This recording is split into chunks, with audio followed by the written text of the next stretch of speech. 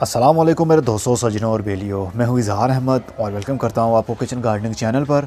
और उम्मीद भी रखता हूँ कि आप सब लोग खैरियत से होंगे, फिटफाट होंगे, अच्छे से कामों में खूब अच्छे से बिजी होंगे। आज का सवाल, क्या कैक्टस प्लांट इंडोर रह सकता है या इसको फुल धूप में रखना पड़ेगा? तो कैक्टस प्लांट की बहुत सारी वैरायटीज़ इस दुनिया में पाई जाती हैं। कैक्टस प्लांट एक डेजर्ट प्लांट है, मतलब रेगिस्तानी इलाके का पौधा, जहाँ पर बहुत गर्मी होती है और पानी भी बहुत ही कम। जब बारिश हो जाए तो इनको पानी मिल जाता है और ये अपनी ज़रूरत को पूरा करते हैं। लेकिन शहरी ज़िंदगी में इसको इंडोर भी आप रख सकते हैं। शेडी एरिया में भी इसको रखा जा सकता है और धूप में भी रख सकते हैं और इंडोर भी।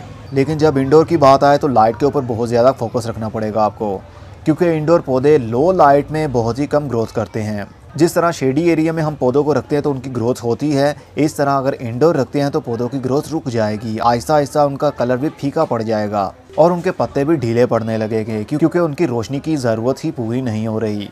तो इंडोर आप रखना चाहते हैं तो ट्यूबलाइट की रोशनी या फिर कोई बल्ब पौधे के ऊपर एक लगा होना चाहिए, जो कि 15 से 20 घंटे के लिए ऑन रहे, ताकि पौधे की रोशनी की ज़रूरत पूरी होती रहे और पौधे की ग्रोथ होती रहेगी इंडोर भी।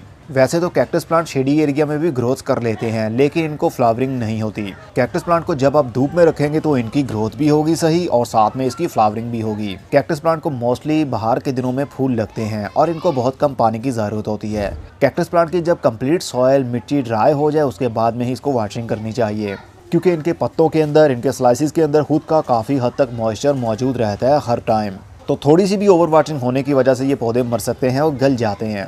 रेनी सीज़न में इनको ज़्यादा प्रॉब्लम होती है, क्योंकि रेनी सीज़न में काफ़ी नमी पाई जाती है और बारिश होने की वजह से गमलों के अंदर पानी भर जाता है, जिसकी वजह से मिट्टी हर वक्त गीली रहती है और वो गलना शुरू हो जाते हैं। इसके अलावा इनको कोई खाद दें या ना दें, इनको कोई फ़र्क नहीं पड़ता। सिर्फ पानी कम दें, रोशनी दें तो इसकी ग्रोथ होती रहेगी। अगर आपके माइंड में भी कोई सवाल चल रहा है तो आप कमेंट बॉक्स में पूछ सकते हैं। अगर मेरे पास वो पौधा हुआ जिस बारे में आप पूछना चाहते हैं तो उसके ऊपर मैं जल्दी ही वीडियो बना दूंगा और आपको उसका आंसर मिल जाएगा।